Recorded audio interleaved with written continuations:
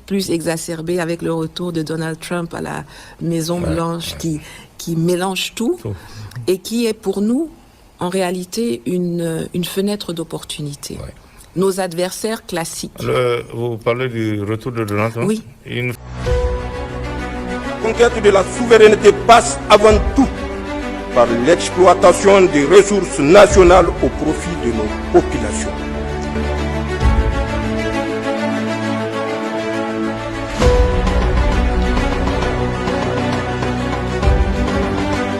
Djihadisme, comme ils le disent, qui n'est pas vrai, mais pour aller dans une guerre communautaire pour dire que c'est pour venger leurs parents. Donc il faut faire très attention. Ces images sont vraies, nous ne disons pas que c'est des fausses images, mais ce ne sont pas les VDP, ce ne sont pas l'armée burkinabé. Au Burkina Faso, pour ceux qui suivent l'actualité, le colonel Moussa Diallo a été élevé au grade de général par le capitaine Ibrahim Traoré. Ensuite, il a été nommé chef d'état-major. Tout à fait. Mais Moussa Diallo est Peul. Il est Peul. Donc, comment peut-on expliquer aux gens qu'un chef d'état-major puisse envoyer des éléments pour aller faire des exactions dans des villages de sa communauté? Ça n'a aucun sens. Ça n'a aucun sens. Et il faut qu'on en parle. Au Mali, ils ont fait la même chose. Ils ont essayé. À un moment, ça s'est arrêté. Ce que beaucoup de nos téléspectateurs ne savent pas, c'est que la première dame du Mali, Lalla Diallo, est Peul. La femme du général Assimi Goïta est Peul. D'accord. Donc on ne peut pas expliquer que le général Assimi Goïta aujourd'hui puisse envoyer des éléments pour aller exterminer des villages de la communauté de sa femme et de ses enfants. Tout à fait. Pour revenir au Niger, vous avez vu les efforts du général d'armée Abdelmantian. À chaque fois qu'il fait une sortie officielle, il parle en français, il parle en Hausa, il parle en germain et il parle en fulfulde. C'est un message fort pour montrer que ce qui se passe dans nos pays, ce n'est pas... C'est au-delà, c'est pas des problèmes ethniques ou autres, c'est un combat qui se fait contre le terrorisme. C'est ça. Et pour rappeler à vos téléspectateurs, le premier décret que le général Tchani a eu à signer, c'est le décret portant nomination du ministre directeur de cabinet, qui est Peul. Ah oui, d'accord. Dans notre région, on n'a pas ce problème. Oui, tout à fait. Donc il faut qu'on fasse très attention. Ceux qui sont combattus actuellement, ce sont des terroristes, ils n'ont ni ethnie, ni nationalité. C'est des apatrides que nos armées sont en train d'éliminer. Donc il faut faire très attention.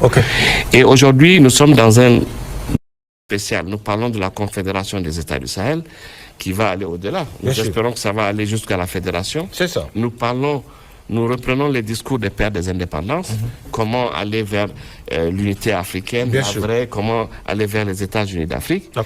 Lorsqu'on se dit panafricaniste, donc normalement, la vision doit être au-delà des considérations ethniques, régionalistes.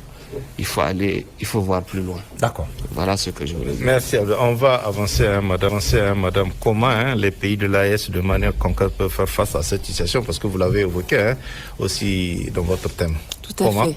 Comment Bon, déjà, une fois qu'on a pris conscience que la division, c'est une arme qui est utilisée à profusion, il est bon d'identifier les instruments par lesquels il passe. Je pense que certains ont été évoqués ici, le tribalisme, la division ethnique, la manipulation de la jeunesse, la manipulation des populations en général, la manipulation parfois de l'armée.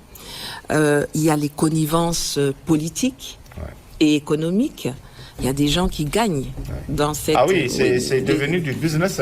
Et puis, c'est pernicieux, ça s'infiltre partout, ça crée des cinquièmes colonnes, comme on disait à l'époque. Il passe par la corruption.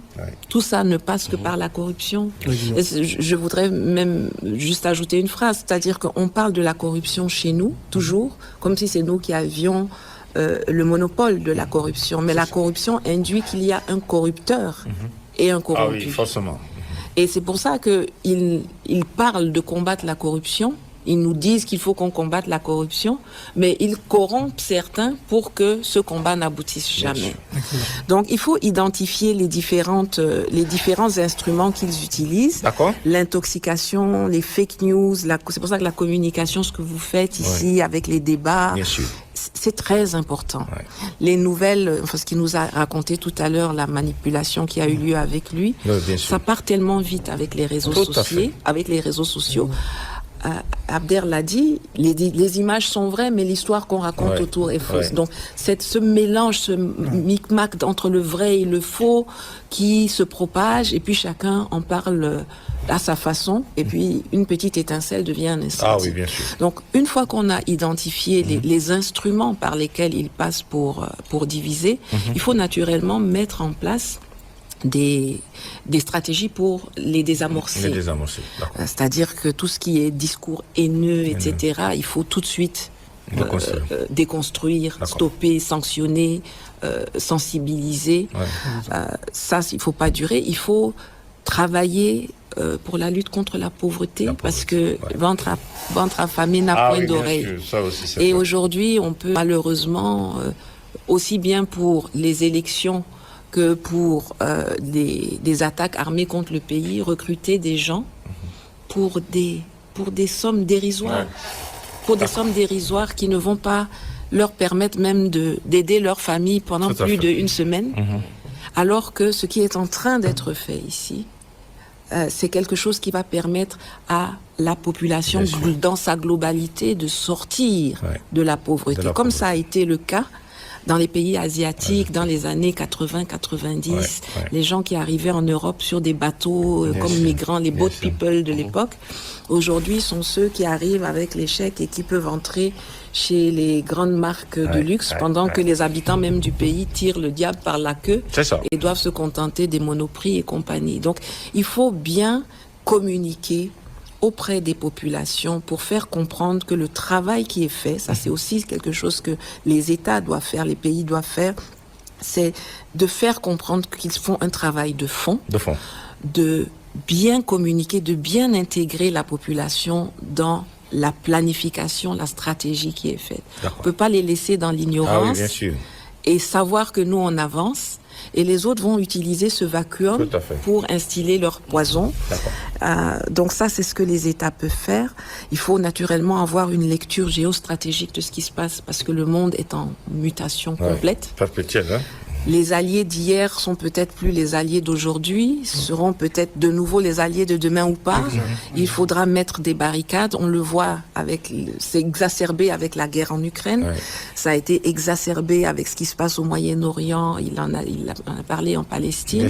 C'est encore plus exacerbé avec le retour de Donald Trump à la Maison Blanche qui mélange tout et qui est pour nous en réalité une fenêtre d'opportunité.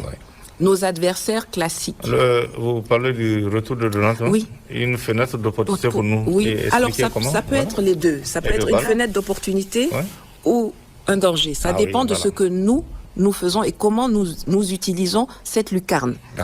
Aujourd'hui, quand vous regardez ce qui se passe, Donald Trump est venu et ceux qui l'attaquent aujourd'hui, c'est les Européens. Ah oui, bien sûr. Alors, naturellement, son adversaire ultime n'a pas changé, c'est la Chine. Parce que c'est les deux maîtres du monde qui vont se clasher. Mais avant d'aller attaquer la Chine, il est venu, et contrairement à ce que certains pouvaient croire que non, il aura besoin des Occidentaux pour être plus fort, lui, il casse. Il les rabaisse à ce qu'ils ont toujours été, mais ils se sont pas vus comme ça. Il nous voyait comme des esclaves, il leur apprend que eux-mêmes sont des esclaves et que lui n'a pas besoin d'esclaves. Donc il affaiblit l'Europe. Or, c'est l'Europe qui est en première ligne qui a été en première ligne ces siècles derniers pour nous affaiblir, pour nous piller. Donc quand notre adversaire lui-même est dans le drap, bien sûr. Il faut pas qu'on reste là à regarder le match comme si c'est un match de tennis et puis on regarde. Il faut que dans cette période d'affaiblissement, de reconfiguration, qu'on travaille sur notre sortie et la consolidation de nos atouts. Contrairement à ce que beaucoup de gens pensent ou croient, nous sommes en position de force. Nous avons les ressources. C'est nous qui avons les ressources. Et c'est nous qui devons casser les barrières que nous avons dans nos têtes pour décider que nous allons imposer nos règles. Donc, on a cette position, cette lucarne d'opportunité où nos adversaires ne font plus un front uni, mais sont ratatinés dans le coin KO debout. si on ne fait rien, si on ne jette pas vraiment les bases, alors c'est pas tout on dit ici de ce qu'il faut faire, parce qu'on va pas donner le mode d'emploi à nos adversaires. On ne dévoile pas sa stratégie. Voilà. Mais si on ne fait pas, si on n'utilise pas rapidement cette lucarne, alors cette fenêtre d'opportunité va devenir vraiment très très dangereuse. Parce que à un moment donné, quand vous voyez la guerre des tarifs qui a lieu en ce moment, les Occidentaux vont dire ok, d'accord, nous on a bien compris que la guerre en Ukraine, on n'a rien dedans. C'est les États-Unis qui vont reconstruire, c'est la Russie qui va reconstruire, l'Europe KO debout. Donc on n'a rien dedans. Vous augmentez des tarifs pour vous payer. C'est vous-même qui avez cassé notre approvisionnement énergétique, qui avez fait chuter nos trucs. Donc, pour avoir l'argent pour vous payer, il va falloir qu'on aille chercher l'argent ailleurs. C'est ça. Et le ailleurs qui est là. C'est où? C'est chez nous.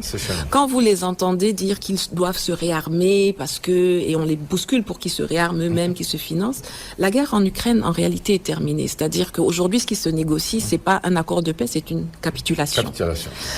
Et donc, quand ils disent qu'ils se réarment pour suppléer les États-Unis en Ukraine, c'est faux. Ils se réarment pour, au moment où ils seront de nouveau plus forts, revenir vers l'Afrique, parce que c'est là où ils peuvent piocher et puis aller payer leur dû à leur maître, au ancien maître, et puis aussi réinjecter pour reconstruire une économie qui a été, d'ailleurs, je pense, la première victime de la guerre en Ukraine. Pensez à affaiblir la Russie, mais c'est l'Occident qui a été affaibli. Donc ça, c'est cette partie-là, prendre conscience de ces enjeux.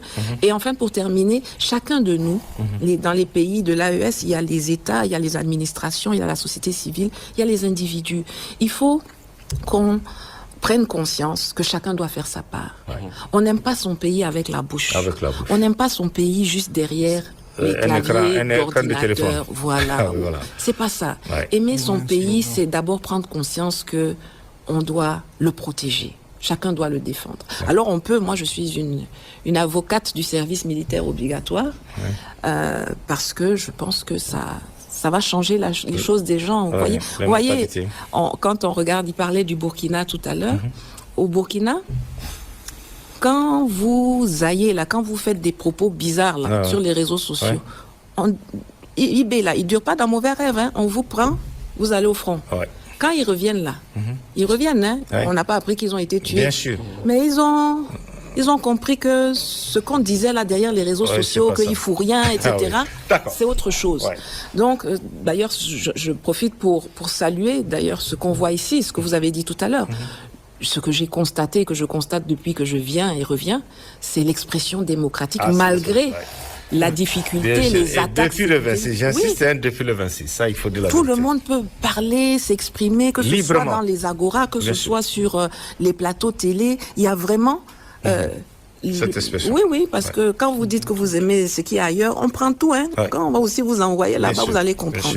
Donc chacun n'a qu'à d'abord savoir qu'il est lui-même le premier agent du changement. Apprendre à aimer son pays, apprendre à dire « je ne me laisse pas instrumentaliser par l'extérieur pour porter atteinte à mon pays. » J'aime mon pays aussi par des choses très simples. Je jette pas les papiers par terre, je salis pas tout. Tu aimes ton pays, tu veux qu'il soit propre, tu veux qu'il soit digne, tu veux que les gens aient une image du Niger ou de l'AES qui soit un peuple digne, un peuple qui est fier, qui est conscient, qui vit pour lui-même, et pas un peuple qui subit, qui se laisse aller, etc. Donc chacun a un rôle à jouer. Il y a des stratégies à développer pour chacun des axes. Et puis on verra plus tard. Voilà. Merci Nathalie, vraiment pour toutes ces explications. Et j'espère que ceux qui nous regardent vont prendre conscience de ce que vous avez dit, sur ce changement qui est en cours un peu partout, et c'est ce que les États-Unis sont en train de faire.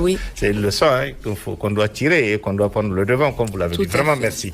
Ablaye, qu'est-ce que vous allez ajouter sur comment les pays de l'AES de manière concrète peuvent faire face à cette situation? Comment ça va se passer? Je pense qu'elle a développé, véritablement l'essentiel, mais en somme, qu'est-ce que vous allez ajouter?